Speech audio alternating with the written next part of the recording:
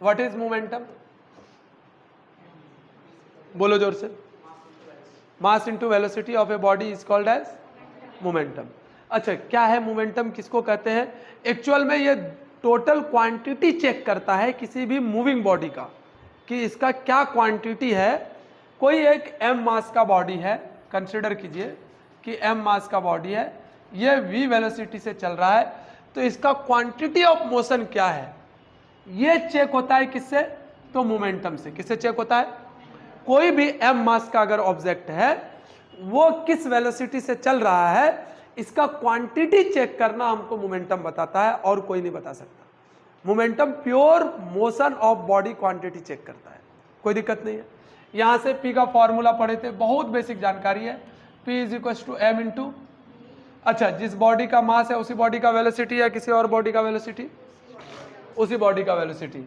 अच्छा, ये कैसा क्वांटिटी हो जाएगा, वेक्टर या स्केलर क्वांटिटी? Vector quantity. थोड़ा जोर से बोलना पीछे वाला भी।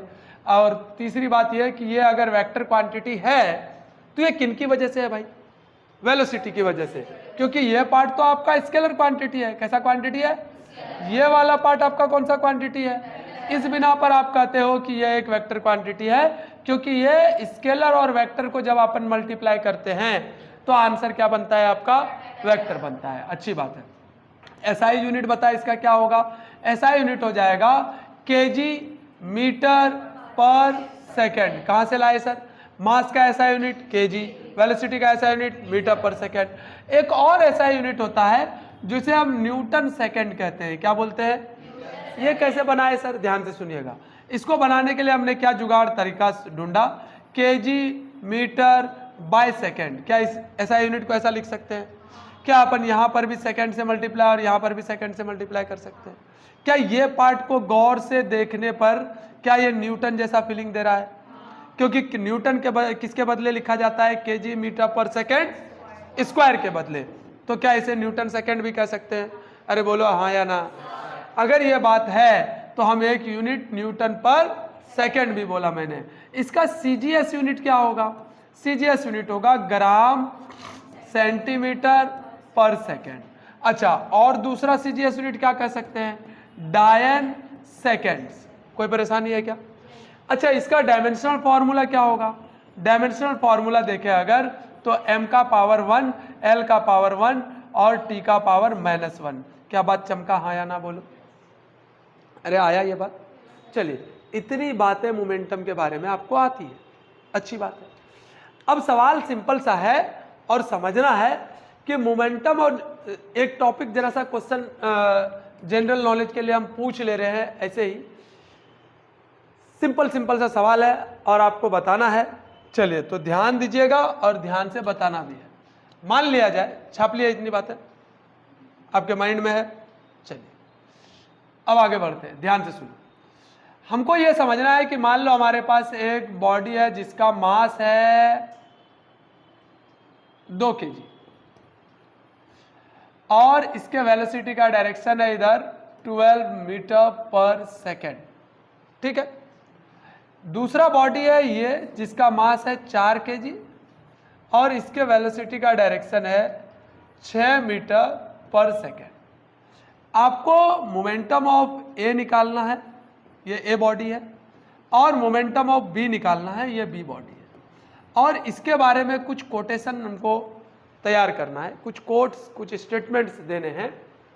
वो स्टेटमेंट, पहला क्वेश्चन ये है मेरा, क्या मोमेंटम ऑफ ए इक्वल है मोमेंटम ऑफ बी के? यस या नो? आपको आंसर देना है यस या नो, सिंपल सा है। चलिए पेन पेपर निकालिए। Very good. इसका मोमेंटम का सही से अगर हम बात करें, क्योंकि मोमेंटम एक कैसी क्वांटिटी है? Vector quantity. इसको सॉल्व अगर करते हैं, पीए सॉल्व करके निकालते हैं, तो पीए का वैल्यू आएगा मास इंटू वेलोसिटी। तो 2 × 12 इसका मतलब 24 kg मीटर पर सेकेंड। बट इसका डायरेक्शन किधर है? अपवर्ड। यानी आपको देना होगा 20 J कैप। बोलिए हाँ या ना।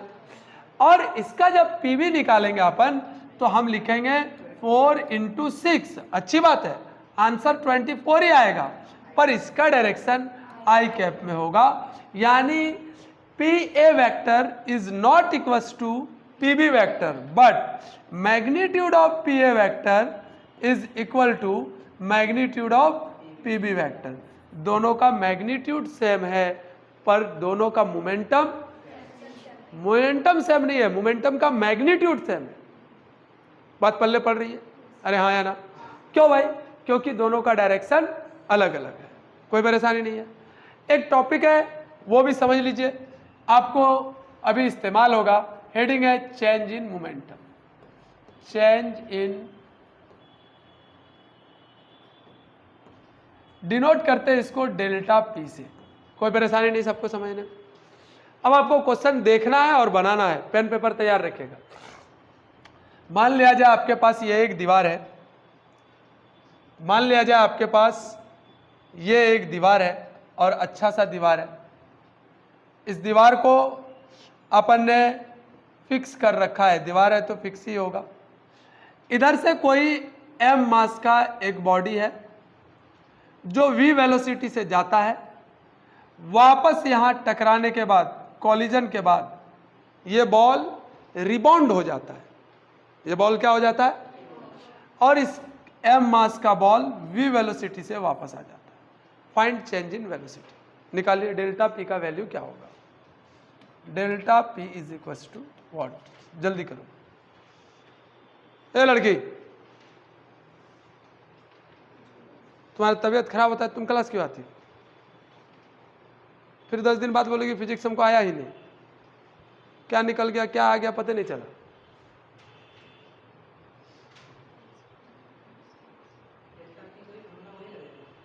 Delta P is equal to क्या होता है? चेंज इन मोमेंटम का मतलब final momentum minus initial momentum.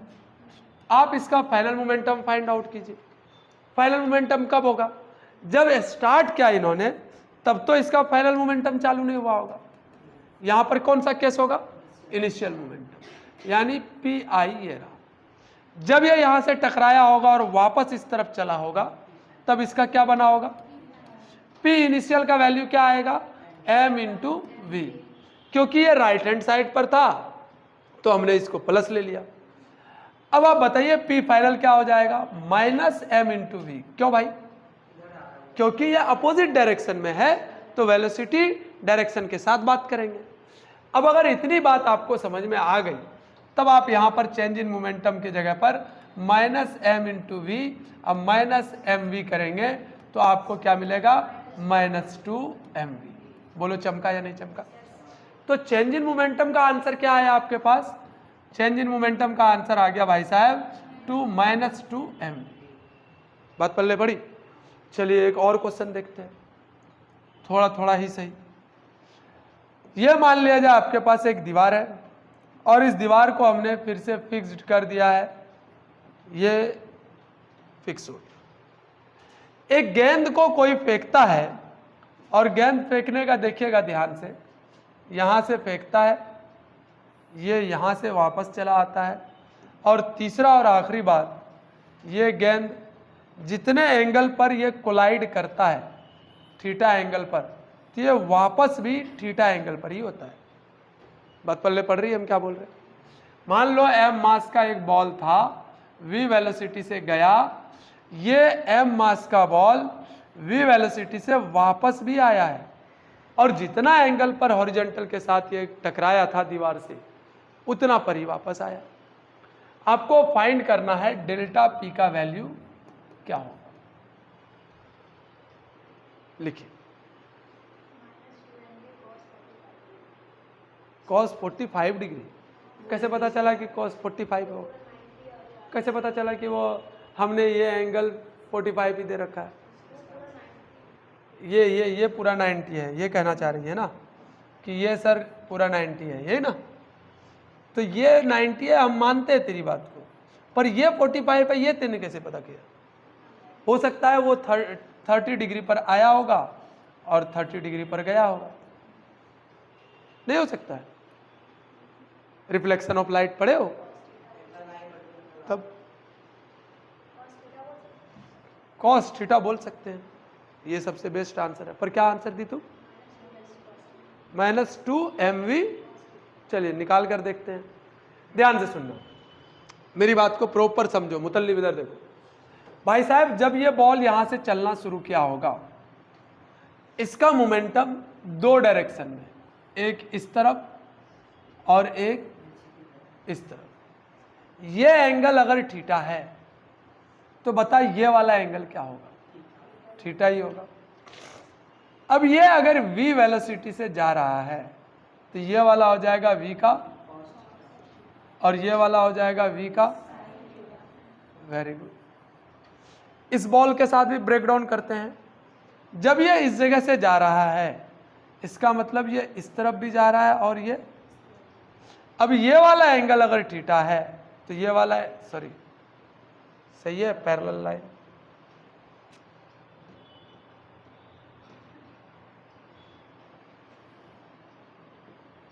Parallel